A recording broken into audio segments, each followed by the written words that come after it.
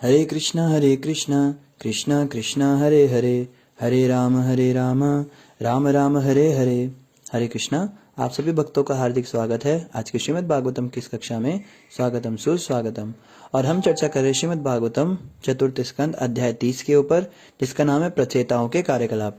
तो जल्दी से हम रिकैप करते हैं, कल हमने क्या पढ़ा था। कल हम पढ़ रहे थे कि प्रचेताओं को भगवत प्राप्ति हो गई और उसके बाद में मैत्री जी से विदुर जी ने पूछा कि ठीक है, भगवान की प्राप्ति तो हो गई, मगर भौतिक भी कुछ मिला या ऐसे ही बस खाली भगवान का नाम जपने से भौतिक संपदा से सारे वंचित हो गए? ऐसा तो नहीं था। तो मैत्री ऋषि कहते नहीं नहीं, भौतिक रूप से भी उन्हें बहुत कुछ मिला।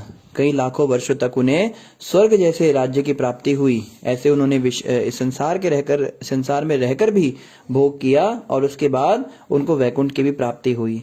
तो ऐसा वो बता रहे थे। तो इसी श्रृंखला में आज हम पढ़ेंगे श्रीमद् भागवतम चतुर्थ स्कंद अध्याय 30 श्लोक संख्या 17 से प्रारंभ करेंगे।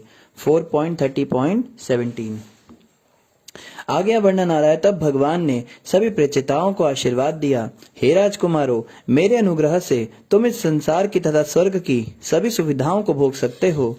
तुम उन्हें बिना किसी बाधा के पूर्ण समर्थ रहते हुए 10 लाख वर्षों तक भोग सकते हो। तत्पश्चात तुम मेरे प्रति शुद्ध भक्ति विकसित करोगे और समस्त भौतिक कल्मश से मुक्त हो जाओगे।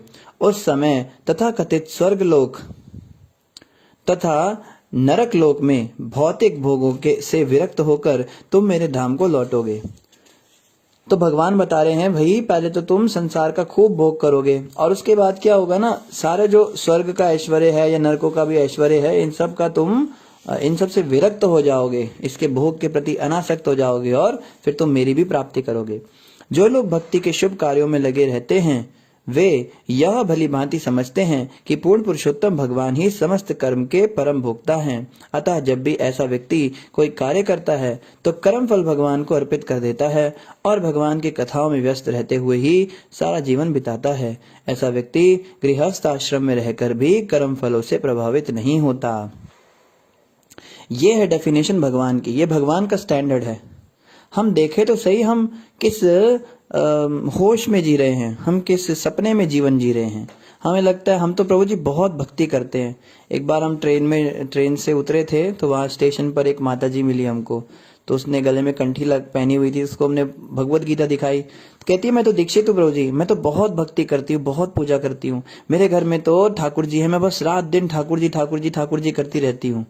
तो हमें लगता है हम तो बहुत ज्यादा भक्ति कर रहे हैं। कई भक्तों को तो लगता है ज्यादा ही भक्ति तो नहीं हो गई है। कई बार बच्चे थोड़ा 2-4 दिन सुबह उठ जाते 4 बजे तो माँ बाप कहते हैं, बेटा बहुत ज्यादा भक्ति कर ली तूने, थोड़ा कम भक्ति किया कर, इतना भी मत कर कि तुरंत भगवान ही मिल जाए तुझे। तो लोग तो क्या देखते हैं, अंधों में काना सरदार वाले काम होता है। हम जब घर में रहते हैं तो हमारे आसपास के लोग तो बिल्कुल ही गए गुजरे हैं। वो तो कुत्ते बिल्लियों से भी बदतर जीवन जी रहे हैं। वो तो सुबह उठ के नहाते तक नहीं है। उनके सामने हमें लगता है हम तो बहुत महान हो गए, हम तो बहुत अच्छी भक्ति कर रहे हैं। हमारे घर के अंदर ठाकुर जी को भोग लगता है प्रभु जी, पता है, रोज भोग लगता है, रोज आरती होती है हमारे घर में, रोज मंगल आरती होती है। अरे ये स्टैंडर्ड है क्या? हमने तो क्या कर रखा है, अपना जो ये नापने का हमारा पैमाना है यही हमने जानवरों से बना रखा है। इन सुअर कुत्ते गधे जैसे लोगों से क्या हम अपने आप को जांचते हैं कि हम इनसे श्रेष्ठ हैं? पता तो तब चले जब हम शास्त्रों को पढ़े कि शास्त्रों के अंदर भगवान क्या कहते हैं, भगवान का क्या स्टैंडर्ड है गृहस्थ आश्रम को लेकर। तो यहाँ पे भगवान क्या बता रहे हैं, जो लोग भक्ति के शुभ कार्यों में लगे होते हैं वे यह भली भांति समझते हैं कि पूर्ण पुरुषोत्तम भगवान ही समस्त कर्मों के परम भोक्ता हैं। घर गृहस्थी में रहकर भगवान की प्राप्ति करना अगर हम चाहते हैं तो हमें समझना होगा, भगवान कह रहे हैं आप इस बात का ध्यान रखिए कि मैं ही परम भोक्ता हूँ। भोक्ता केवल मैं हूं, आप भोग नहीं कर सकते हो। आप चाहकर भी, घर में क्या होता है, रसगुल्ला लाओ जी मेरे को खिलाओ, अरे वाह रसमलाई बनाई, लाओ लाओ जल्दी लाओ, हाँ ठाकुर जी को भोग लगाओ, क्या करें मजबूरी है, लगाना ही पड़ेगा। वो खड़ा हुआ है, वो देख रहा होगा, उसको फटाफट लगा के आना, जल्दी, ज्यादा देर मत करना। पहले तो तुमने अपनी मुंह से और अपनी गंदी गंदी आंखों से पहले ही उसका भोग लगा लिया। भक्ति रसामृत सिंधु में लिखा है कि कुत्ते या और कोई निकृष्ट जानवर अगर किसी भोग सामग्री को देख भी ले तो वो भगवान को, ठाकुर जी को भोग लगाने लायक नहीं रहती है। और हमारी तो खुद की नजरें कुत्तों से भी गंदी होती हैं। उन गंदी गंदी नजरों से पहले हम उसका भोग लगा लेते, वाह क्या बनाया है, हाँ हाँ जाओ ठाकुर जी को भोग लगाओ जल्दी, फिर हम खाना शुरू करें। क्या वो ठाकुर जी को भोग लगा होगा? तो हमें समझना होगा भोक्ता हम नहीं हैं, हम कोई भी सामान खरीद के लाते वो पहले भगवान के लिए होना चाहिए। जन्माष्टमी पर अपनी ड्रेसेस तो लाते हजारों रुपए की, ठाकुर जी के लिए हाँ वो 20 रुपए का गोटे वाला कपड़ा आता है ना, वो ले ले, ड्रेस ले ले 50 रुपए की, इतनी महंगी, नहीं नहीं 10 रुपए की दो। ठाकुर जी के लिए ये होता है, ठाकुर जी की बड़ी सेवा, बड़ी पूजा ये होती है हमारे घर में पूजा। तो हमें समझना होगा कि हम क्या कहाँ पे स्टैंड करते हैं, क्या हम वास्तव में भगवत प्राप्ति के रास्ते पे हैं या फिर हम नरक के रास्ते पर चल रहे हैं। और अतः जब भी ऐसा व्यक्ति कोई कार्य करता है तो कर्म फल भगवान को अर्पित कर देता है। गृहस्थ आश्रम का मतलब होता है सारे कर्मों के फल भगवान को अर्पित करना। भगवान कृष्ण कहते हैं सारे कर्मों का, सारे यज्ञों का भोक्ता मैं हूं। तो अगर हम पैसा कमा रहे हैं और सारे पैसे से हम सोचते हैं हम इसकी एफडी बना ले, इससे पैसा यहाँ पे डाल दें, उससे हम अपना घर बनाएंगे, उससे वो है गाड़ी बनाएंगे, उससे उससे अपनी बेटी की शादी करेंगे, दुनिया भर के हम प्लान देखते हैं। हाँ 10-20 रुपए उनको बाबाओं को दे देंगे, वो आते हैं, वो 1100 रुपए दे देंगे उसके जन्माष्टमी के और 2100 रुपए दे देंगे रथ यात्रा के, बस हो गया हमारा काम। भगवान यहाँ पे डिमांड कर रहे हैं 100% आपका सारा का सारा जो भी फल है वो मेरे को अर्पित होना चाहिए। प्रभुपाद जी के जो गृहस्थ शिष्य होते थे वो सारे के सारे नोट लाके प्रभुपाद जी को देते थे और प्रभुपाद जी उनमें से 2-3 नोट निकालकर उन्हें देते थे, इतने में तुम्हारा हो जाएगा, यस प्रभुपाद हो जाएगा, बस ये होता था। ये समर्पण होता है गुरु जी को। हम क्या समर्पण करते हैं, हम तो भगवान के आगे जाके खड़े होते हैं, अपना बटुआ निकालते हैं, उसमें सबसे छोटा नोट ढूंढते हैं, पहले आधे घंटे खोजते हैं, उससे छोटा नोट नहीं मिला तो 10 रुपए से कम का नोट मिलता नहीं है तो 10 रुपए चढ़ा देते हैं बड़े बुरे मन से और सोचते हैं हमने तो बहुत बड़ा काम कर दिया, इतने खुश होते हैं आज मैंने 10 रुपए चढ़ा दिए है। उसको पुजारी को बोलते हैं प्रभु जी 10 रुपए चढ़ाए मैंने, इससे भगवान की ड्रेस सिलवा देना। तो हाँ ड्रेस तो हो नहीं पाएगी, इसे बटन लगा दूंगा उसमें एक तुम्हारे नाम का, याद रखेंगे भगवान भी तुमने 10 रुपए चढ़ाए थे। इतना हम लोग सोचते हैं हम बहुत बड़ा काम कर दिया। कोई 100 रुपए चढ़ा देगा, जैसे हमारी आदत क्या होती है, कहेंगे हे भगवान मैंने आपको ये 100 रुपए चढ़ाए हैं, 100 रुपए का नोट चढ़ाया है, कितनी बड़ी बात की है, देखो 100 रुपए आपको चढ़ाए, तो मुझे 10 करोड़ का 20 करोड़ का तो नहीं कहता पर कम से कम 10 लाख का तो फायदा होना चाहिए, इससे कम में काम नहीं चलेगा। तो डिमांड इतनी बड़ी बड़ी रखते हैं। क्या हम भक्ति करते हैं, हम कुछ भक्ति नहीं करते हैं। अपने मन के अंदर ये गलत फहमी नहीं होनी चाहिए हमको कि हमें भगवत प्राप्ति हो जाएगी ऐसे घर में रहकर। घर में रहकर भगवत प्राप्ति हो सकती है अगर हम 100% सारे कर्मों का फल भगवान को अर्पित करें। इसका मतलब ये है कि जीवन भी जिए तो भगवान की भक्ति करके जिए। रात को सोएं तो ये सोचकर सोएं कि सुबह मंगल आरती उठना है। कपड़े खरीदे ये पहनने के लिए खरीदे हैं, ये होता है ना, एक तो फैशन के लिए खरीदते, दिखावे के लिए खरीदते हैं, एक होता है सिंपल बस तन ढकने के लिए हम कपड़े खरीदे। हम जीने के लिए खाएं, खाने के लिए ना जिए। कोई जो है इतने पैसे रेस्टोरेंट में इतने खर्च करते हैं, ये सारे जो फिजूल खर्ची हम करते हैं ये सब हमें नर्क ले जाएगा। हम समझ नहीं पा रहे हैं इस बात को। ये जो एक्स्ट्रा पैसे जितने भी हम बर्बाद कर रहे हैं ये सब हमें भक्ति में लगाने हैं। इनसे हम धाम यात्रा करें, मायापुर वृंदावन में जाएं, गौशालाओं के अंदर दान दे, मंदिरों के लिए दान दे, भगवान विष्णु के जो भक्त हैं वैष्णवों को भोजन कराएं, उनको घर में बुलाएं, प्रोग्राम करें, ये इसके लिए पैसे होते हैं। लेकिन हम ये पैसे इंद्र तृप्ति में लगा देते हैं। और आगे क्या कह रहे हैं, और भगवान की कथाओं में व्यस्त रहते हुए ही सारा जीवन बिताता है। कितना कथा सुनते हैं हम, यहाँ तो भगवान कह रहे हैं पूरा जीवन ही मेरी कथा सुनने में बिताता है। मतलब कथा सुनना मेन काम होता है। जैसे प्रभुपाद जी कहा करते थे, मेरे पिताजी, प्रभुपाद जी के जो पिताजी थे वो क्या करते थे, कहते थे मेरे पिताजी का मुख्य कार्य तो बस पूजा पाठ ही था। वो तो उनको घर चलाने के लिए मजबूरी में दुकान पे जाना पड़ता था। सुबह उठ जाते थे, अपनी घंटी बजाते थे, हमको डिंग डिंग डिंग अपनी बिस्तर पे उनकी घंटी की आवाज सुनाई देती थी। हम उठ के उनके पास चले जाते थे। वो 2-3 घंटा सुबह पूजा करते थे, फिर 10-11 बजे तक अपने दुकान पे जाते थे, कपड़ों की दुकान थी उनकी। फिर वहां पे कुछ समय रहते थे, फिर शाम को जल्दी घर आके फिर पूजा करने बैठ जाते थे। फिर पूजा करके भगवान को भोग लगा के भजन करके संध्या करके और अपना फिर अच्छे से नेम धर्म करके गृहस्थ आश्रम की सारी जिम्मेदारियां भी निभाते थे। मतलब मुख्य कर्म उनका पूजा ही था। ये सब तो जो है जबरदस्ती उनको करना पड़ता था और बहुत ज्यादा नहीं कमाते थे। प्रभुपाद जी कहते मेरे पिताजी बहुत ज्यादा पैसा नहीं कमाते थे, लेकिन कभी ऐसा नहीं होता था कि हमें किसी चीज की कमी हो। आम के मौसम में आम की पेटियां आती थी, लीची के मौसम पे लीची की पेटियां आती थी, सब खाने पीने का सामान आता था मेरे घर में। लेकिन मेरे पिताजी ये नहीं सोचते थे कि बहुत पैसे कमा लूं, नाइट शिफ्ट लगाऊं, डे शिफ्ट लगाऊं, खूब है। शोला माला भी जब हो नहीं पा रहा है, वो भी ट्रेन में हो रहा है, कभी बस में हो रहा है, कभी वो भी बस मानसिक चल रहा है, भगवान आज माफ कर दो आज नहीं हो पाया। ये ऐसे नहीं होता था। मुख्य कार्य हमारा होना चाहिए भगवान की सेवा। कथा सुनना। ऐसा व्यक्ति गृहस्थ आश्रम में रहकर भी कर्म फलों से प्रभावित नहीं होता। तो ऐसे व्यक्ति को भगवत प्राप्ति होती है गृहस्थ आश्रम में रहकर। इसको कहते हैं गृहस्था। नहीं तो दूसरा क्या होता है, गृहमेधी। सदैव भक्ति कार्यों में संलग्न रहकर भक्तजन अपने आप को ताजा तथा अपने कार्यों में सदैव नवीन नया नया अनुभव करते हैं। अगर हमें डेली डेली ऐसा अनुभव हो रहा है आज कुछ नया है, आज का दिन कुछ ताजा है, भक्ति में एक नया उमंग, एक नई उत्साह आता है हमारे अंदर रोज, तो मानना चाहिए कि हम भक्ति में आगे बढ़ रहे हैं। हर रोज कुछ नया ही आनंद होता है। कभी कभी ऐसा होता है सुबह मंगल आरती उठ के मन करता है आज तो कुछ होने वाला है, आज का दिन बहुत अच्छा जाएगा, आज जप करेंगे, कीर्तन करेंगे, भगवान के दर्शन करेंगे, तरोताजगी का अनुभव होता है। लेकिन हमारे साथ क्या होता है, अरे फिर 4 बज गए यार, ये अलार्म क्यों बज रहा है, इसको बंद करो, स्नूज पे स्नूज, स्नूज पे स्नूज करते हैं। फिर उठना ही पड़ता है 4:10, 4:15 तक, 4:20 तक। फिर उसके बाद में उठ के मंगल आरती में वही गाना है, ये करना है, वही स्टेप्स करने हैं, योगी स्टेप्स करने हैं, मंदिर जाना है, फिर वही शिक्षाष्टकम पढ़ना है। कितना बोरिंग हो जाता है।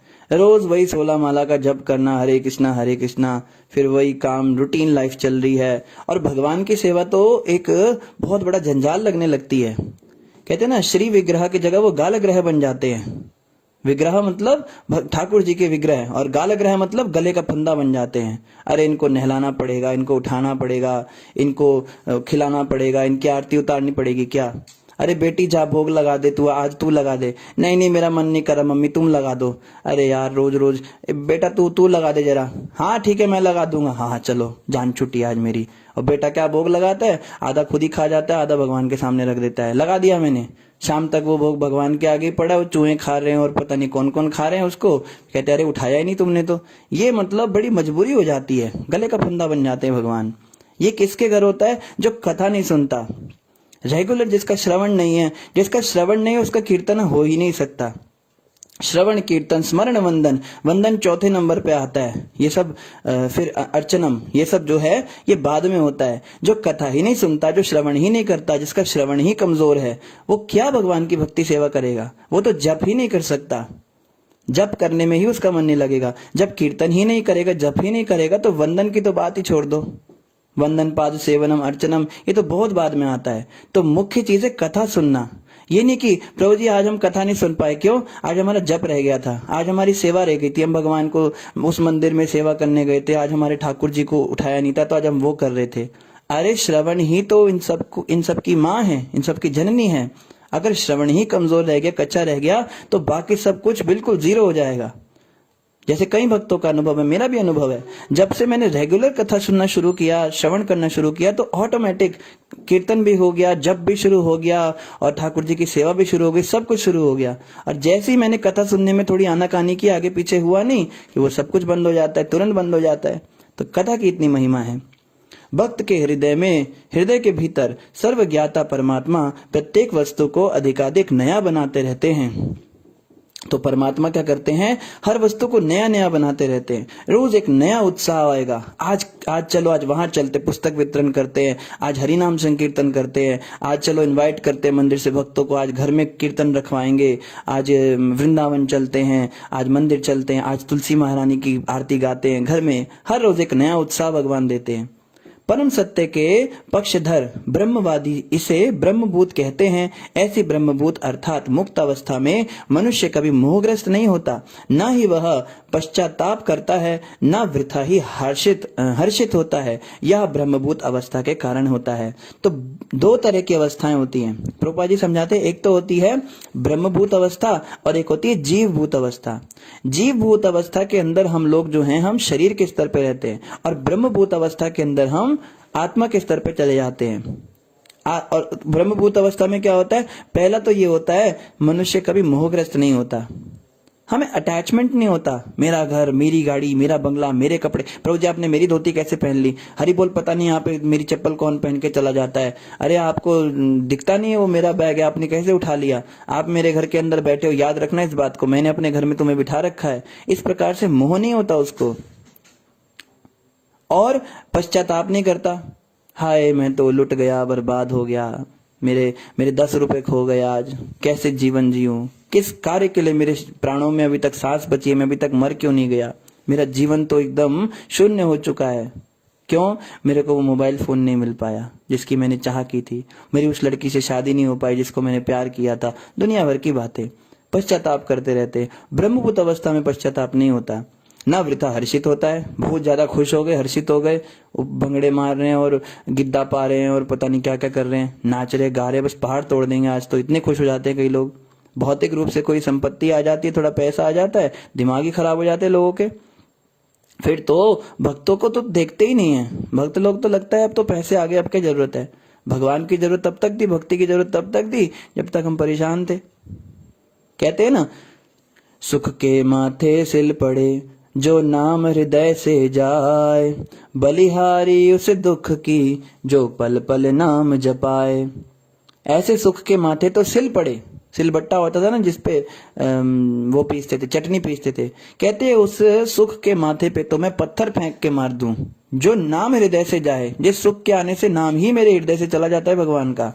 बलिहारी उस दुख की जो पल पल नाम जपाए, मैं तो उस दुख को बलिहारी हूँ जो मुझे पल पल हरि नाम जपाता है। ऐसा दुख मुझे लाख अच्छा लगता है उस सुख से। भक्तों की ये सोच होती है। ना ही वह यह ब्रह्मभूत अवस्था के कारण होता है, ऐसा ब्रह्मभूत में होता है।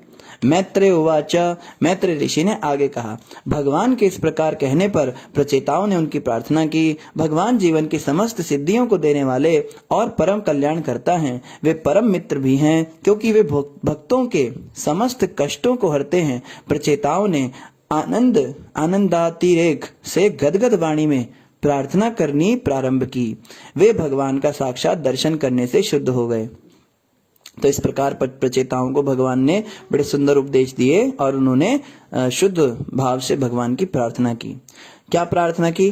प्रचेतस उचुहु, प्रचेताओं ने कहा, हे भगवान, आप समस्त प्रकार के क्लेशों को हरने वाले हैं। आपके उदार दिव्य गुण तथा पवित्र नाम कल्याणप्रद हैं। इसका निर्णय पहले ही हो चुका है। आप मन तथा वाणी से भी अधिक वेग से जा सकते हैं।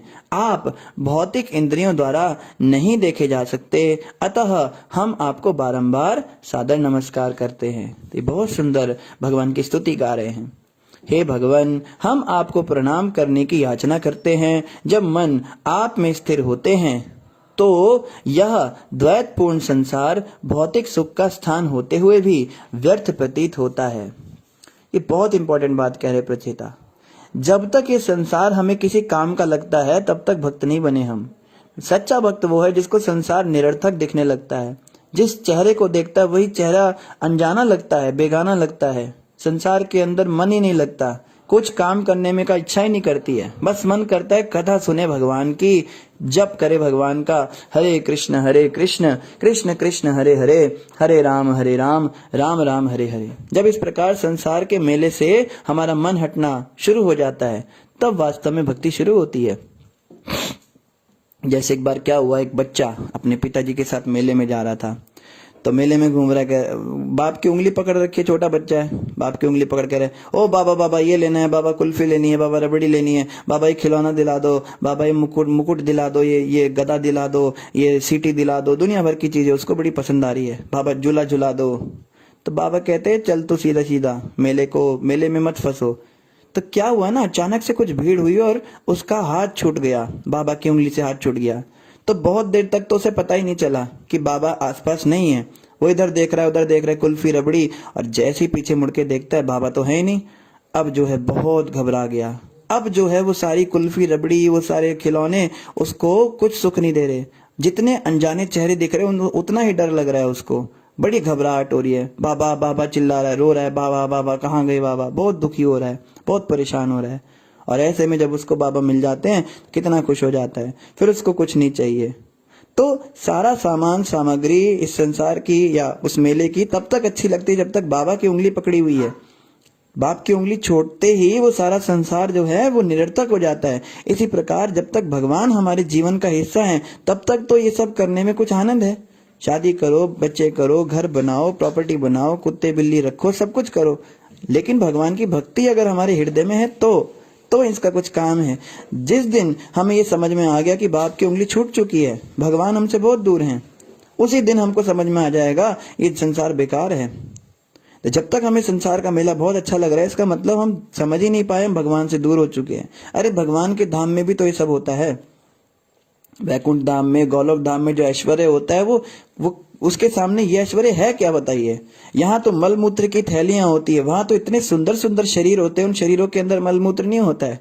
भगवान के धाम में सुगंध आती है शरीरों से। यहाँ के शरीरों को एक दिन नहावना तो इतनी गंदी बदबू आती है, खुद ही की नाक पे कपड़ा बांधना पड़ता है। कोई कभी बीमार पड़ता है, बुखार होता है उसको, तो इतना पसीना निकालता है वो मर जाता है अपनी अपनी बदबू सूंघ के। तो ऐसे ये शरीर हैं जिनको हम इतना सजाते हैं यहाँ पे।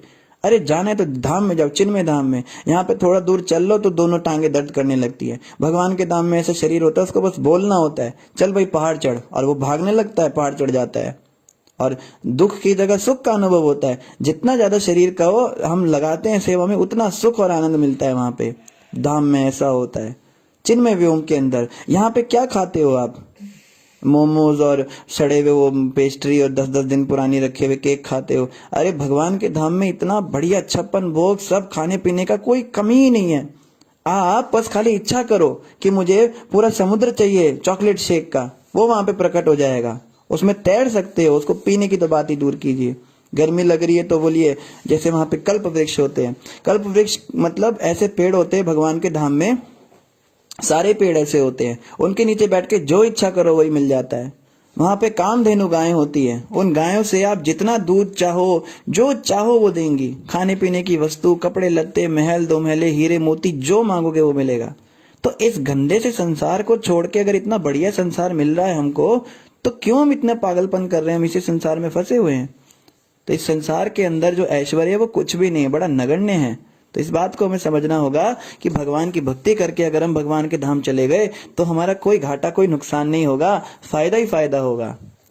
हे भगवान, हम आपको प्रणाम करने की याचना करते हैं। अब कह रहे हैं, जब मन आप में स्थिर होते हैं तो यह द्वैतपूर्ण संसार भौतिक सुख का स्थान होते हुए भी व्यर्थ प्रतीत होता है। ऐसा होता है भक्ति करने से। उसका आपका दिव्य रूप दिव्य आनंद से पूर्ण है, अतः हम आपका अभिवादन करते हैं। ब्रह्मा, विष्णु तथा शिव के रूप में आपका प्राकट्य इस दृश्य जगत की उत्पत्ति, पालन तथा संहार के उद्देश्य से होता है। कह रहे ब्रह्मा, विष्णु, महेश आपसे अलग नहीं है। जैसे 10 नाम अपराधों में दूसरा नाम अपराध है ब्रह्मा आदि देवी देवताओं के नाम को भगवान श्री कृष्ण के नाम के बराबर या उसे स्वतंत्र समझना, यह अपराध होता है।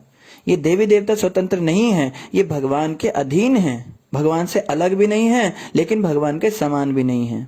इनकी जो स्थिति है वो ऐसे है जैसे एक प्राइम मिनिस्टर के अंडर में जो कैबिनेट मिनिस्टर्स होते हैं। कैबिनेट मिनिस्टर कभी खुद को प्राइम मिनिस्टर क्लेम नहीं कर सकते, उनके पास इतनी शक्ति नहीं है, लेकिन वो उससे अलग भी नहीं है। प्राइम मिनिस्टर से अलग रहकर वो कुछ कर भी नहीं सकते। तो इसी प्रकार से विभिन्न देवी देवता गण जो हैं ये भगवान विष्णु या भगवान कृष्ण के अंतर्गत कार्य करते हैं।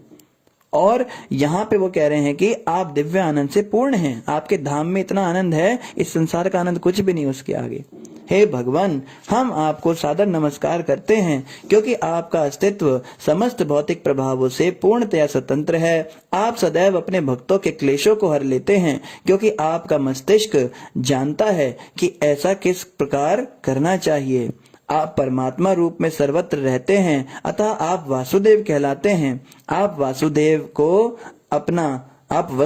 को अपना पिता मानते हैं और आप कृष्ण नाम से विख्यात हैं। आप इतने दयालु हैं कि अपने समस्त प्रकार के भक्तों के प्रभाव को बढ़ाते हैं। तो यहाँ पे हमें जो इन्फॉर्मेशन मिल रही है उसके अनुसार प्रचेताओं के सामने कृष्ण आए थे, विष्णु भी नहीं आए थे। और पीछे उन्होंने कहा कि ब्रह्मा, विष्णु, महेश आपके प्राकट्य हैं। तो प्रचेता भी इस बात को मानते हैं कि कृष्ण से ही विष्णु आते हैं। तो कृष्ण ने यहाँ पे कौन सा दर्शन दिया उन्हें? 10 भुजाओं वाला। तो ये 10 भुजाओं के अंदर जो उन्होंने शंख, चक्र, गदा, पद्म, ढाल, तलवार, तीर, कमान ये जो पकड़े हुए हैं, तो ये भगवान कृष्ण हैं। और यहाँ पे वो कह रहे हैं आपका नाम वासुदेव इसलिए है क्योंकि आप वसुदेव को अपना पिता मानते हैं। ये नहीं कहा उन्होंने कि आप वसुदेव के बेटे हैं इसलिए। कृष्ण के किसके बेटे हो सकते हैं? भगवान का मतलब कि उनका कोई माता पिता नहीं होना चाहिए। कई मूर्ख कहते हैं कृष्ण भगवान थोड़ी है, वो तो उनके तो माँ बाप हैं। राम भगवान थोड़ी ना, उनके तो माँ बाप हैं। भगवान तो निराकार हैं, भगवान तो चिन्मय व्योम है। भगवान तो वो होना चाहिए ना जिसका कोई माता पिता नहीं है। तो महाकाल भगवान है, शिव बाबा भगवान है, दुनिया भर की बातें करते हैं।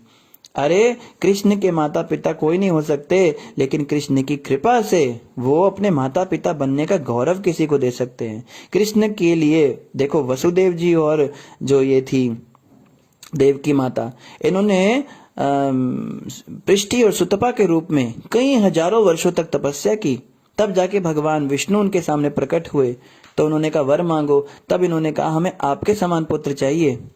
तो भगवान ने पता है क्या कहा? भगवान ने कहा समग्र सृष्टि में मेरे समान केवल मैं ही हूं, तो मैं आपकी इच्छा पूरी नहीं कर पाऊंगा।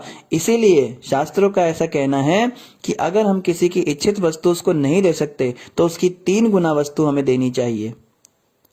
अब आपकी पत्नी अगर आपको डिमांड करे हमें वो साड़ी खरीदनी और आप उसको नहीं लाके दे सकते, तो वैसी वैसी 3 देनी पड़ेंगी। तो समझ जाइए कि कितना आवश्यक है इच्छा पूरी करना। तो खैर भगवान ने क्या कहा, मैं स्वयं ही 3 बार आपके पुत्र रूप में प्रकट होऊंगा। तब भगवान एक बार उस अवतार में आए, उस जो पृष्टि सुतपा थे उनके पुत्र बने। एक बार भगवान अदिति कश्यप के रूप में, वामन रूप में उनके पुत्र बने, और फिर जो है देवकी और वसुदेव के रूप में, उनके कृष्ण रूप में उनके पुत्र बने। तो भगवान अपने भक्तों को कृपा करते हैं कि मैं आपका पुत्र बनूंगा। ऐसा नहीं है कि उन्होंने भगवान को पैदा किया, ये तो लीला होती है ना। लीला का मतलब ड्रामा होता है, राम लीला। राम जी का हम ड्रामा कर रहे हैं, हम आपको प्ले करके दिखाएंगे, तो प्ले को कहते हैं लीला मंचन। तो भगवान लीला करते हैं। जैसे एक मुसलमान भी इस बात को समझ गए। एक मुसलमान भक्त थे, उनका नाम था नजीर। वो कहते हैं कहने को वो सुतनंद जशोदा के आप थे, वरना वो आप ही माई थे और आप ही बाप थे। एक मुसलमान भक्त भी इस बात को समझ गए। क्या कहते हैं? कहने को वो सुतनंद जशोदा के आप थे, लोग तो ऐसा कहते हैं कि नंद जशोदा के आप बेटे थे, वरना वो आप ही माई थे और आप ही बाप थे। असल में उन दोनों के भी माई बाप आप ही थे। इस बात को मैं समझ गया। कृष्ण आप परम भगवान हो, आपसे बढ़कर कोई नहीं है। तो वासुदेव भगवान ने उनको दर्शन दिए थे। हे भगवान, हम आपको सादर नमस्कार करते हैं, क्योंकि आपकी ही नाभि से कमल पुष्प निकलता है जो समस्त जीवों का उद्गम है। आप सदैव कमल की माला से सुशोभित रहते हैं और आपके चरण सुगंधित कमल पुष्प के समान हैं। आपके नेत्र भी कमल पुष्प की पंखुड़ियों के सदृश हैं, अतः हम आपको सदा ही नमस्कार करते हैं।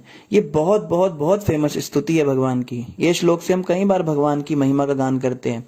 कई भक्त भगवान को प्रणाम करते हुए श्लोक का उच्चारण करते हैं। ये श्लोक है 4 स्कंद के 30वें अध्याय का 25वां श्लोक 4.30.25।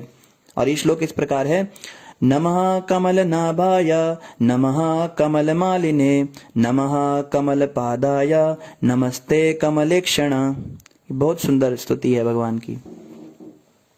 आगे कह रहे हैं, हे भगवान, आपके द्वारा धारण किया गया वस्त्र कमल पुष्प के केसर के समान पीले रंग का है, किंतु यह किसी भौतिक पदार्थ का बना हुआ नहीं है। प्रत्येक हृदय में निवास करने के कारण आप समस्त जीवों के समस्त कार्यों के प्रत्यक्ष साक्षी हैं। हम आपको पुनः पुनः सादर नमस्कार करते हैं।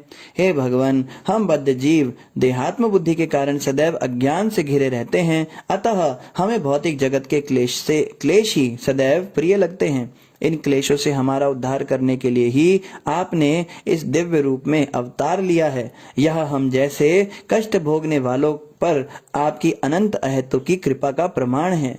तो फिर उन भक्तों के विषय में क्या कहें जिनके प्रति आप सदैव कृपालु रहते हैं।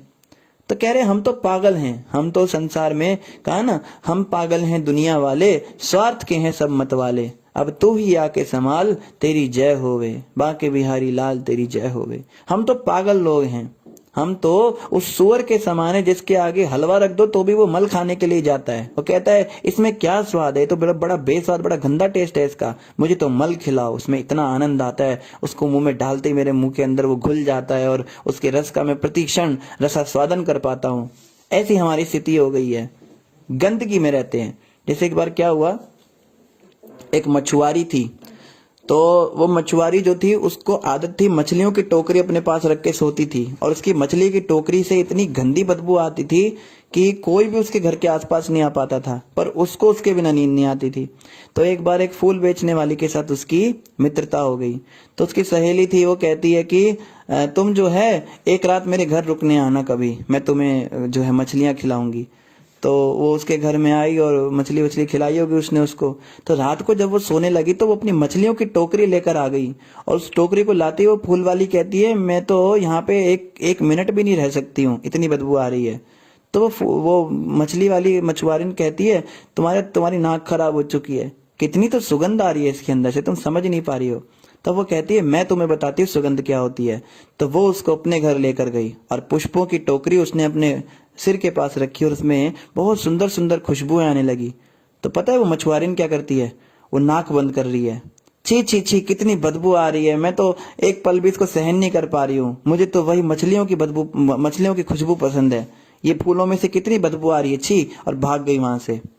तो हमारी स्थिति क्या, हमने अपनी हालत उस मछुआरन की तरह बना रखी है कि मछली की गंदी टोकरी रखे बिना हमारा काम ही नहीं चलता है।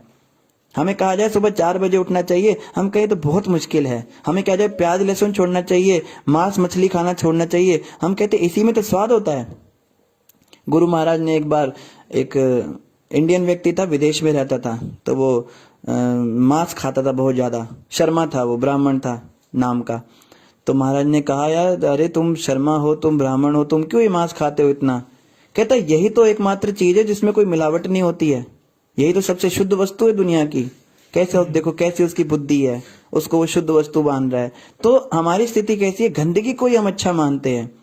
लेकिन हमें समझना होगा कि भगवान के दिव्य प्रेम भक्ति में लगने के लिए हमें इन देहात्म बुद्धि से ऊपर उठना पड़ेगा। और प्रचेता यही कह रहे हैं इस बात को, हम तो पागल हैं, हम तो संसार में ही गंदगी में रहना पसंद करते हैं। लेकिन आप धन्य हैं प्रभु, आप इतने धन्य हैं, आप अपने धाम से चल के संसार में आते हैं हमको सिखाने के लिए कि वास्तव में ये गंदगी है जिसमें हम लौट रहे हैं, हम मल के अंदर रेंगने वाले कीड़े बने हुए हैं, और हमें उठाकर आप जो है फूलों के ऊपर रख देते हैं, अपनी भक्ति हमको देते हैं। और आपके भक्त भी यही काम करते हैं, आपके उन अनंत भक्त, उनको भी हमारा प्रणाम है जो ये काम करते हैं, जो प्रचार करते हैं ना, जिन्होंने हमें आके सिखाया, हमको बताया कि गंदी गंदी ड्रेसेस नहीं पहननी चाहिए, ये स्कर्ट पहनना और ये कच्छे पहनना और ये कैपरी पहन के घूमती हैं आजकल माताएं। हमें तो प्रभुपाद जी ने सिखाया ना साड़ी पहननी चाहिए, देखो विदेशी औरतों को सिखा दिया, और हमारी वालियों को पता नहीं क्या ये फैशन का भूत सवार हो जाता है। फैशन का मतलब क्या होता है, फैशन का मतलब होता है अपने शरीर को विकृत करना, अपने जो छिपाने वाले अंग हैं उनको दिखाना और विकृत कर करके कामुक बनाना सामने वाले व्यक्ति को, ताकि वो हमें देख के आकर्षित हो और समाज के अंदर एक बहुत ही भद्दा एनवायरनमेंट बने, इसको फैशन कहते हैं। तो भक्तों को चाहिए, कम से कम भक्त माताएं तो इस बात को समझें।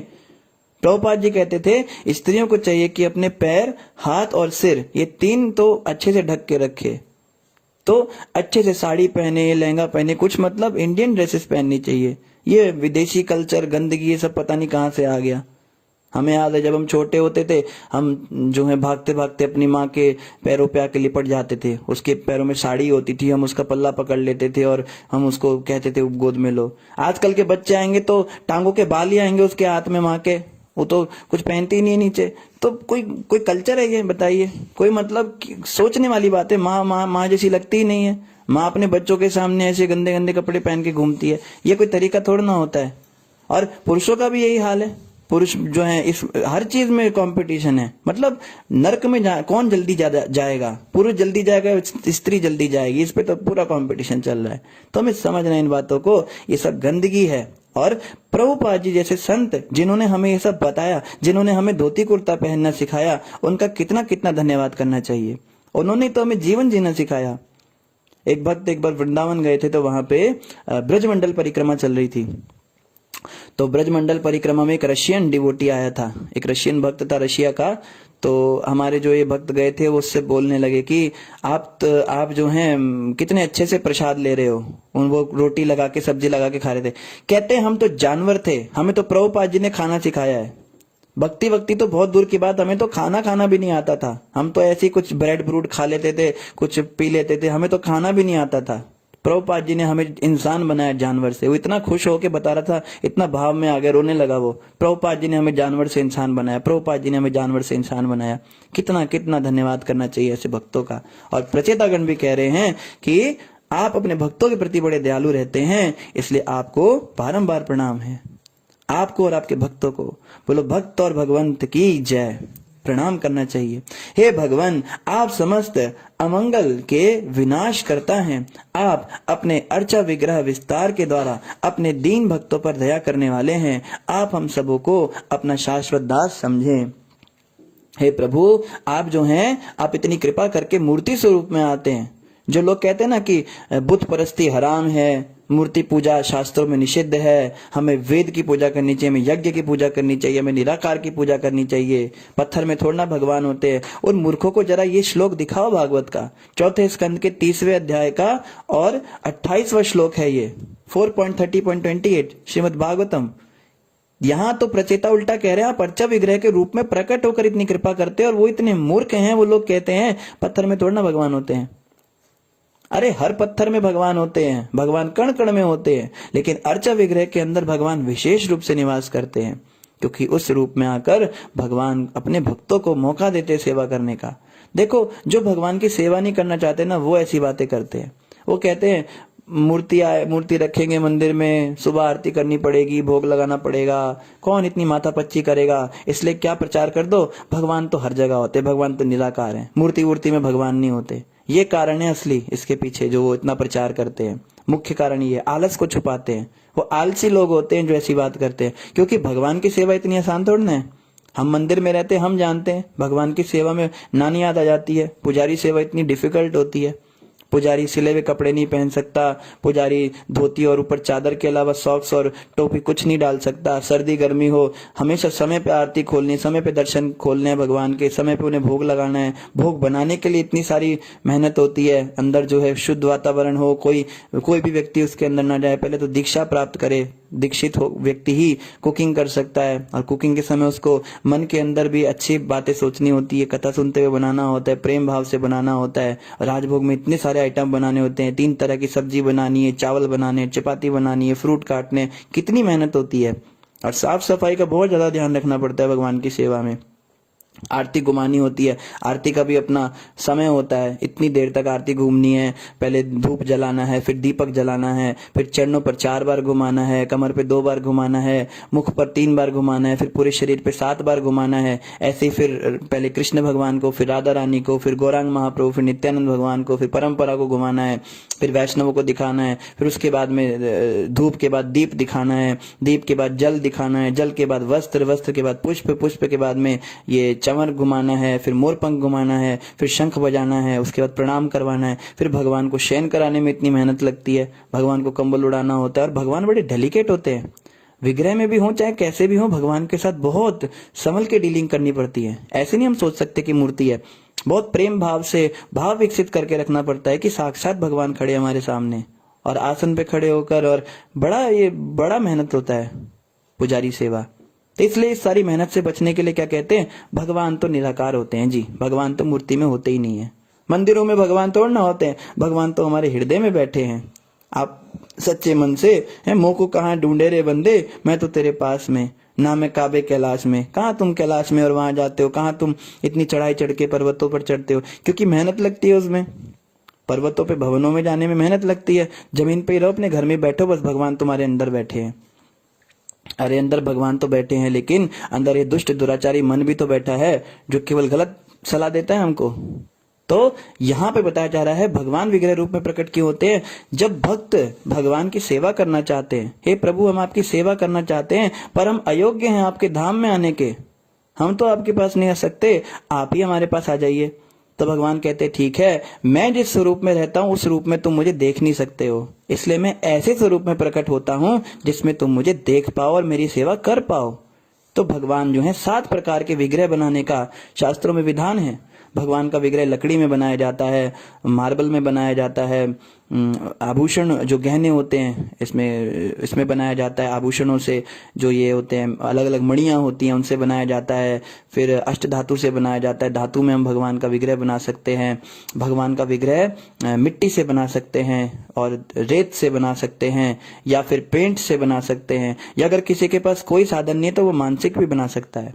हम अपने मन के अंदर ठाकुर जी का एक स्वरूप बना सकते हैं, पर ये बहुत ऊंची अवस्था में ऐसी स्थिति आती है कि वो हृदय में बैठे हुए ठाकुर जी सो रहा है तो बस सो ही रहा है, वो 4, 5, 6, 7 बज गए, 7 बजे उठ के उसको याद आए हृदय में ठाकुर जी बैठे होंगे, तो बड़ी ऊपर की बात है। कम से कम जो ये 6-7 प्रकार के विग्रह, इनकी तो सेवा में हम लगे। और कभी भी भगवान के मंदिर में खाली हाथ नहीं जाना चाहिए, ये नियम होता है। भगवान के पास जब भी जाओ कुछ गिफ्ट लेके जाना चाहिए उनके पास, अपने अपने सामर्थ्य अनुसार। तो कुछ नहीं तो एक पुष्प ही तोड़ के ले जाओ, एक तुलसी का पत्र ही साथ ले जाओ, खाली हाथ कभी नहीं जाना चाहिए, क्योंकि भगवान भी तो बैठे ना कि चलो कुछ लेके आएगा मेरे लिए। तो इस प्रकार से डीलिंग होती है और इतनी सिद्ध अवस्था हो जाती है, भक्त लोग बातें करते हैं भगवान के साथ। हमारे तो वंशीदास बाबा जी ऐसे थे, वो तो भगवान को दंड दे देते थे, वो तो बच्चा समझते थे उन्हें अपना। एक बार क्या हुआ ना, वंशीदास बाबा जी जो थे वो प्रभुपाद जी के जो गुरु महाराज थे भक्ति सिद्धांत ठाकुर, उनके समकालीन हुए हैं ये। तो इनके पास गौर निताई के विग्रह थे। तो गौर निताई जो थे, अब ये तो फक्कड़ गरीब, मतलब फक्कड़ रहते थे, संत जो बिल्कुल वैसे बन के रहते थे, विरक्त रहते थे, कपड़े भी कभी पहने कभी नहीं पहने शरीर पे, और कोई व्यवस्था नहीं थी इनके पास में, अपने भगवान के लिए कहीं से जुगाड़ पानी करके लाते थे। तो एक एक कटोरी थी गौर निताई के पास, छोटी छोटी, उस कटोरी के अंदर भोग लगाते थे उनको। तो एक दिन क्या हुआ, सो रहे थे, रात को एक चोर आया और गौर निताई दोनों की कटोरियां चुरा के ले गया। और सुबह जब वंशीदास बाबा जी भोग लगाने लगे तो कह रहे गौर निताई की तो कटोरी नहीं है। तो इतना डांट लगाई उनको, तुम दोनों क्या करते हो, मैं तुम्हारा ध्यान रखूंगा क्या, मैं इतना बूढ़ा हो गया हूं, मरने की मेरी हालत हो रही है, इस उम्र में मैं कहाँ चोरों को ढूंढता फिरूंगा। तुम लोग क्या कर रहे थे जब वो चोर चुरा रहा था, चोरी कर रहा था, तुम लोग भी सो जाते हो क्या, अरे जागना चाहिए था, कुछ सोचना चाहिए था। बहुत डांटा उनको। तो जब बहुत डांट दिया फिर कहते हैं अब देखो तुम दोनों को मैं तब तक भोग नहीं लगाऊंगा जब तक तुम्हारी कटोरियां वापस नहीं आएंगी। और उनके सामने जो राधा कृष्ण थे उनको बढ़िया बढ़िया मिष्ठान का भोग लगाने लगे, और जो गोपाल जी थे उनको भी दूध पिलाने लगे। और गौर निताई दोनों देख रहे हैं, राधा कृष्ण को भोग लग रहा है, उनको भोग लग रहा है, उन्हें तो भोग लग नहीं रहा। तो दोनों आपस में बात करने लगे, भाई ये बाबा तो पागल हो गया है, ये भोग नहीं लगाएगा हमें, और देखो वो रसगुल्ले खिला रहा है, उसको दूध पिला रहा है। तो गौरांग महाप्रभु थोड़े से कौतुकी हैं। महाप्रभु ने क्या किया, उस चोर के हृदय में कुछ प्रेरणा कर दी। वो चोर आया और चुपके से वो कटोरी रख के भाग गया। तो वंशीदास बाबा ने कहा देखो गौरांग की कटोरी आ गई, अब तुमको मैं खिलाऊंगा। तो उनके भी सब मिष्ठान खिला दिया। नित्यानंद भगवान को चिड़ा चिड़ा के खाने लगे गौरांग महाप्रभु। नित्यानंद कहते हैं तो बड़े चालाक निकले, इन्होंने तो मंगा ली अपनी कटोरी, ये बाबा मुझे कुछ खिलाएगा नहीं। तो इतने में नित्यानंद भगवान ने भी उसको प्रेरणा कर दी, उनकी भी कटोरी आ गई। तब वंशी बाबा जी ने उनको भी भोग लगाया और फिर रोने लगे। फिर कहते हैं मैं तुम्हें डांटना नहीं चाहता हूँ पर तुम काम ही ऐसे करते हो, मैं क्या करूं, मैं तुम भगवान हो, तुम्हें कुछ तो भगवानों वाला काम करना चाहिए, तुम ऐसी हरकतें करते हो, मुझे तुम्हें डांटना पड़ता है। फिर बहुत दुखी होकर रोने भी लगे, प्रभु माफ कर दो, मैंने आपको डांट दिया, आपको बड़ा बुरा लगा होगा, आप बुरा मत मानना, मेरे से कहीं दूर मत चले जाना, ऐसे करने लगे। शुद्ध भक्त ऐसे होते हैं। अरे विग्रहों के साथ इतना बातें होती हैं, एक स्तर ऐसा आता है भगवान के साथ बातें होती है, उनके साथ लीलाएं होती हैं। कितने भक्तों को चमत्कार होते हैं जो घर में अपने ठाकुर जी की अच्छे से सेवा करते हैं। एक माता जी हैं जो उनके गौर निताई का हर साल साइज बढ़ जाता है, उनके कपड़े छोटे हो जाते हैं, घर में वो रहती है। एवरी ईयर ऐसा होता है। और ऐसा नहीं कि कपड़े धो के सिकुड़ जाते हो, हर साल दर्जी से एक साइज बड़ा बनवाना पड़ता है उसको। ये तो आज की स्थिति भी है, इस कलयुग में भी ऐसे भक्त हैं। एक पीसी माँ के गौर निताई थे जो प्रभुपाद जी की बहन थी पीसी माँ, उनके पास जो गौर निताई थे उनकी तो कितने चमत्कार है, कितने चमत्कार हैं। जगन्नाथ भगवान के तो दुनिया भर के चमत्कारों से किताब ही भर गई वहां पे। जगन्नाथ भगवान ने इतने चमत्कार किए हैं। एक बार एक भक्त थे जगन्नाथ जी के, उनका नाम था दास्य बावरी। तो दास्य बावरी जो थे वो शेड्यूल कास्ट थे, तो उनको मंदिर में एंट्री नहीं मिली। तो वो आम लेकर आए जगन्नाथ जी के लिए, पर शुद्ध भक्त थे। तो आम लेकर आए, उन्होंने बोला मेरे को जगन्नाथ जी को आम खिलाना है, जगन्नाथ को आम खाने की इच्छा हो रही है मुझे, उसने बोला है। तो पंडे कहते हैं तुम बड़े आए जगन्नाथ जी को जानने वाले, कोई तुम्हारा आम नहीं जाएगा अंदर, तुम बाहर ही रहो, तुम्हारे हाथ से तुम अछूत हो, तुम्हारे हाथ से कुछ ठाकुर जी को भोग नहीं लगेगा। तो दास से बावरी ने कहा ठीक है, मुझे अंदर जाने की जरूरत भी नहीं है, मैं यहीं खड़े खड़े अपने ठाकुर को खिला सकता हूँ। उन्होंने क्या किया, अपना हाथ ऐसे ऊपर उठाया और आम उनके हाथ से गायब हो गया। दूसरा आम उठाया, दूसरा गायब, तीसरा आम उठाया, तीसरा गायब। जब सारे आम गायब हो गए तो पंडों ने जो है अंदर जाके चेक किया, और क्या देखते हैं, जगन्नाथ जी के मुंह पे आम का जूस टपक रहा है और आसपास गुठलियां पड़ी हुई है बहुत सारी। कहते जय जय प्रभु, आपने बाहर से ही अपना स्वीकार कर लिया भक्तों की ऑफरिंग को। अब तो सारे पंडे जो है उनके चरणों में गिर गए, अब तो आपके आम का भोग हम लगाएंगे, आपके आम का भोग हम लगाएंगे। और उन्होंने कहा बस इतना ही खाना था, उसको और नहीं खाना है, वो चले गए। तो भगवान तो ऐसे अपने भक्तों के साथ में लीलाएं करते हैं। और जगन्नाथ जी तो कितनी बार रात को लेट हो जाते हैं, एक बार उनके एक भक्त थे जगन्नाथ जी के, वो रात को सोचने लगे कि उनकी पत्नी जो थी ना वो बहुत उनको परेशान करती थी कि तुम इतने गरीब हो, तुम्हारे पास कुछ पैसा धंधा नहीं है। तो वो अपनी पत्नी को बताया करते थे, मेरा एक दोस्त रहता है, मेरा एक यार रहता है, उसका नाम जगन्नाथ है, उसके पास बहुत पैसा है, बहुत बड़े महल में रहता है वो। उसकी पत्नी को पता नहीं था जगन्नाथ कौन है। वो कहती थी यार तुम कैसे आदमी हो, तुम्हारा इतना बड़ा यार है, वो इतना अच्छा है, तो उससे जाके कुछ मदद मांग के आओ ना। तो वो टालता रहता था। पर एक समय ऐसा है उनके बच्चा भी भूख से मरने लगा, तो उसकी पत्नी कहती है आज तो मैं उस जगन्नाथ से मिलके ही आऊंगी, चलो चलो आज जगन्नाथ से मिलके आते हैं। तो वो कहता है चलो सामान मांगने तो नहीं जाऊंगा पर मिलने के लिए तो जा ही सकता हूँ, बहुत समय हो गया अपने यार से मिले हुए। तो पति पत्नी और बच्चा तीनों निकल पड़े। रात्रि का समय आया, रात को चले अपने गांव से। वहीं पास में किसी गांव में रहते थे वो। तो गांव से जब चल रहे हैं तो भूख प्यास से तड़प रहे हैं, कभी कहीं कुछ पानी मिल रहा है, कुछ थोड़ा बहुत खाने पीने को मिल रहा है। पत्नी भी भूख प्यास से भी परेशान हो गई, बच्चा भी परेशान हो गया। तो करते करते जब जगन्नाथपुरी तक पहुंचे तो बच्चा तो सो ही चुका था, पत्नी भी बहुत थक गई थी। तो उसने बोला कि देखो अभी ना मेरा यार सो रहा है, उसके सोने का समय हो रहा है, रात में तो वो जगेगा नहीं, सुबह वो उठेगा तो मैं तुम्हें महल में ले जाऊंगा, उससे मिलाऊंगा। कहती है ठीक है। तो वो उसकी पत्नी जो है पेड़ के नीचे सो गई, बच्चे को भी सुला दिया और वो बैठ के भजन करने लगा। अब भगवान के इतने शुद्ध भक्त उनसे मिलने के लिए इतने दूर से आए और भगवान चैन से बैठ जाए, ऐसा हो सकता है? रात को भगवान जगन्नाथ उठ गए। तो बलदेव जी और सुभद्रा जी कहते हैं क्या रात को कहाँ जा रहा है कन्हैया? कहते आता हूँ अपने दोस्त से मिलने जा रहा हूँ। तो भगवान ने अपनी प्लेट ढूंढी जिसमें उनको भोग लगता था, राजभोग वाली प्लेट, भगवान की अपनी प्लेट, उसमें कटोरियों में प्रसाद डाला, खूब बढ़िया बढ़िया खाने पीने का सामान, और प्लेट लगा के और चप्पल पहन के उसके पास आ गए। अब जब उसके पास आए तो रात को भगवान तो अपने स्वरूप में आ गए, श्याम सुंदर स्वरूप में। कहते ए आ गया तू, आ गया, इधर आ इधर आ। वो कहते हैं अरे जगन्नाथ जगन्नाथ कैसा है तू? जग्गा जग्गा ऐसे बुला रहा है उसको, गले मिल रहा है। और भगवान उससे बड़े प्रेम से कह रहे हैं यार तू इतने दिनों बाद आया, तू ऐसे क्यों करता है, तू मिलने आता रहा कर मुझसे। तो बिल्कुल ऐसे बात कर रहे भगवान के साथ में जैसे हम आपस में बात करते हैं। और बहुत रात भर तक बात करते रहे। उसको बोला तेरे लिए प्लेट भर के लाया हूं, ले खा ले। कहता है वो लोग भूखे, कहते उनको मैं खिला दूंगा, तू पहले तू तो खा। भगवान अपने हाथ से उन्हें खिलाने लगे, खा खा और खा, तेरे को भूख लग रही होगी। और पूरा का पूरा प्रसाद उन्हें खिलाया और उससे रात भर हंसी मजाक करते रहे। अरे वो याद है उसने ऐसा किया था, उस दिन ऐसा हुआ था, अरे तुझे याद है तेरे साथ ऐसा, वो मैंने ही किया था। कहता है अच्छा तूने किया था, बदमाश, तू मेरे साथ ऐसा करता है। ऐसे दोनों बातें करने लगे। अब बातें करते हुए क्या हुआ, सुबह पंडे ने घंटी बजा दी। मंदिर में घुसने से पहले घंटी बजाते पंडे। तो जगन्नाथ जी घबरा गए, अरे बाप रे बाप, वो पंडा आ गया, वो देखेगा मैं हूं नहीं तो हाहाकार मच जाएगा।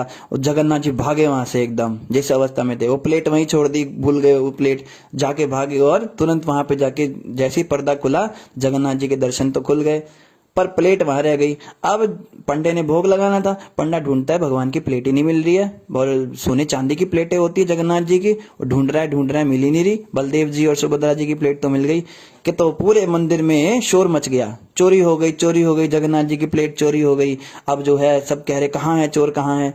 और ये जो था दोस्त उनका, ये तो रात भर तो चल के आया था, रात भर बातें करता रहा, सो भी नहीं पाया। इसको नींद लग गई तो पेड़ के नीचे सो गया और प्लेट सामने इसके पड़ी है। तो जब ढूंढ मची तो देखा ये तो प्लेट चुराने वाला यहाँ पे सोया पड़ा है। तो उसको जगाया, जागो, प्लेट तुम्हारे पास कहाँ से आई?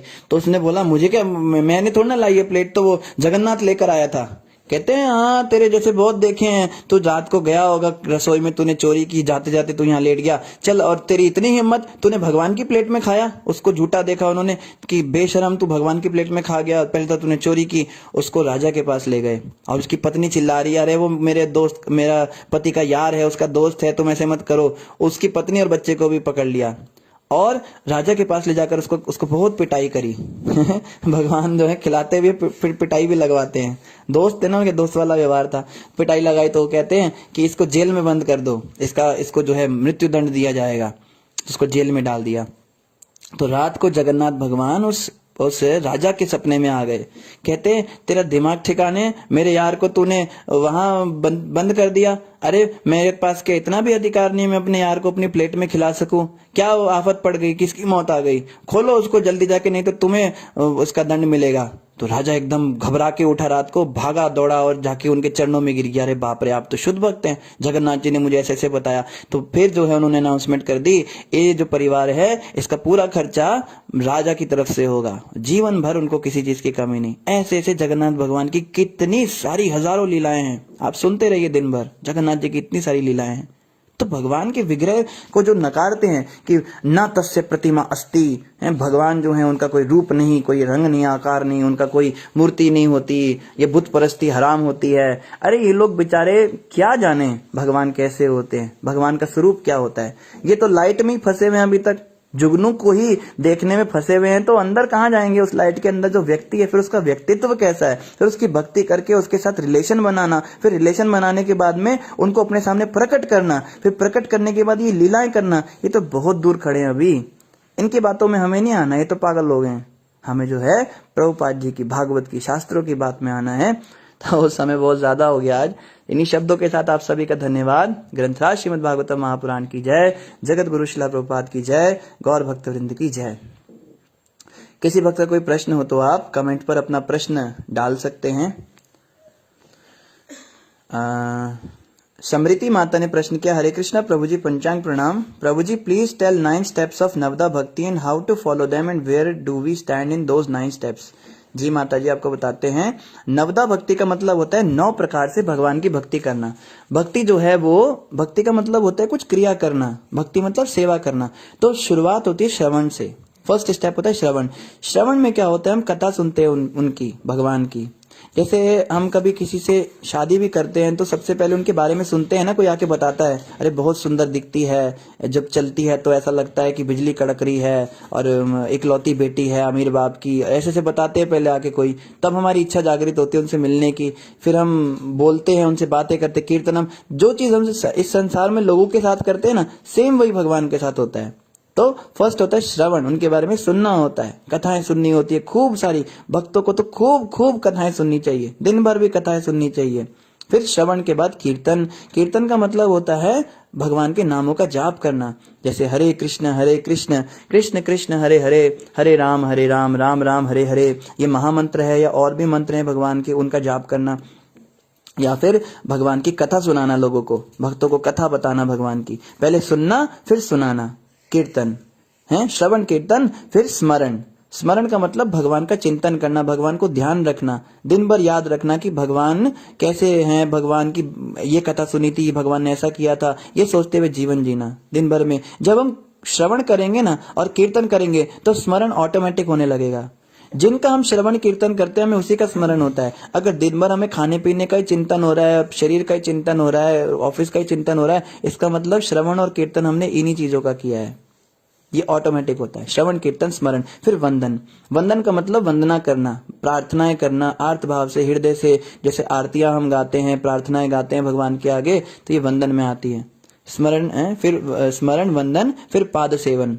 पाद सेवन का मतलब होता है भगवान के चरणों की सेवा करना, मतलब उनके चरणों पे तुलसी चढ़ाना, या ये चढ़ाना, कमल पुष्प चढ़ाना, या गुलाब के फूल चढ़ाना। और भगवान के चरणों की सेवा मतलब दास्य भाव में सेवा करना, ये मंदिर मार्जन करना, ये सब करना। स्मरण, वंदन, पाद सेवन, दास्यम। दास्यम का मतलब दास्य भाव से भगवान की सेवा करना। हे प्रभु, आप सृष्टि के स्वामी हैं और मैं आपका दास हूँ, मैं आपके भक्तों का दास हूँ, मैं तो आपके दासों के भी दासों का दास हूँ। महाप्रभु कहते थे, गोपिर भर्तुर पद कमले और दास दास दास अनुदास। मैं तो प्रभु आपके दासों के दासों का भी दास हूँ। तो दास्य भाव में सेवा कैसे होती है? साफ सफाई करना, मीनियल सर्विसेज करना, भगवान की पोशाक साफ कर देना, उनके लिए भोजन पकाना, ये सब दास्य रस में आता है, दास्यम। फिर साख्यम। साख्यम का मतलब सखा भाव से भगवान के पास जाना, भगवान को अपना मित्र मानकर उनके साथ शेयर करना, आज ऐसा हुआ, आज ऐसा हुआ, भगवान को एक फ्रेंड की तरह ट्रीट करना, ये साख्यम में आता है, दास्यम, साख्यम। फिर अर्चनम। अर्चनम के अंदर क्या आता है? ये डीटी वर्शिप आती है, उनकी आरती करना, पूजा पाठ करना, उनको भोग लगाना, उनको नहलाना धुलाना, स्नान कराना, ये सब करना, ये सब जो है अर्चनम में आता है। फिर 9वां क्या होता है? आत्मनिवेदनम। अंत में जो है सब कुछ भगवान को समर्पित कर देना। मानस देह गेह जो किछु मोर अर्पिलु तुया पदे नंद किशोर। मेरा मन, मेरा घर, मेरी पत्नी, मेरे बच्चे, मेरी गाड़ी, हे नंद किशोर, सब आपको अर्पित करता हूँ। मैं अपना आप ही आपको अर्पित कर देता हूँ, मैं आपको पूर्ण समर्पण कर देता हूँ। ये अंत में होता है जो बलि महाराज ने किया था वामन भगवान के आगे। तो ये जो है ये नौ विधियां होती हैं भगवान की सेवा करने की। इनमें सबसे इंपॉर्टेंट कौन सी होती है? श्रवण और कीर्तन। ये कभी रुकता नहीं है। कथा सुनना और कीर्तन करना, कथा सुनाना या फिर जप करना, ये कभी रुकता नहीं है। ये दोनों चलते रहते हैं, चाहे हम वंदन कर रहे हैं, चाहे प्रभुपाद जी कहते हैं, हालांकि इनमें से एक एक अंग जो है वो इतना शक्तिशाली है कि केवल एक अंग का भी अगर हम पूरी तरह से पालन करें तो भगवत प्राप्ति हो जाएगी। जैसे श्रवण कर करके परीक्षित महाराज को भगवत प्राप्ति हो गई, कीर्तन कर करके सुखदेव गोस्वामी को भगवत प्राप्ति हो गई, दास्य भाव में सेवा कर करके हनुमान जी को भगवान की प्राप्ति हो गई, साख्य रस में भगवान की सेवा कर करके अर्जुन को भगवान की प्राप्ति हो गई, पाद सेवन चरण सेवा से लक्ष्मी जी को भगवान की प्राप्ति हुई, और आत्मनिवेदन करके जो है बलि महाराज को भगवान की प्राप्ति हुई। ऐसी अलग अलग वंदन करके जो है ये अम्बरीश महाराज जो हुए इनको भगवत प्राप्ति हुई। तो ये जो है एक एक जो है एक एक भी इतनी पावरफुल है, अगर केवल एक को ही हम पकड़ लें तो उससे भी हमें भगवत प्राप्ति हो सकती है। लेकिन तो भी प्रभुपाद जी कहते हैं हम इतने परफेक्ट नहीं हैं कि हम बिल्कुल परफेक्टली किसी एक विधि का पालन कर पाए, इसलिए हमें 9 की 9 विधियां करनी चाहिए। श्रवण भी करना है, कीर्तन भी करना है, स्मरण भी करना है, वंदन भी करना है, पाद सेवन सब कुछ करना है। लेकिन श्रवण कीर्तन जो है ये सबसे ज्यादा जरूरी होते हैं। ये तो डेली होने चाहिए हमारे। कथा सुनना और कीर्तन करना, जप करना या कथा सुनाना, ये रोज होना चाहिए। तो माता ऐसे होता है। ठीक है जी, और किसी का कोई प्रश्न नहीं है तो आप सभी का धन्यवाद। हरे कृष्णा।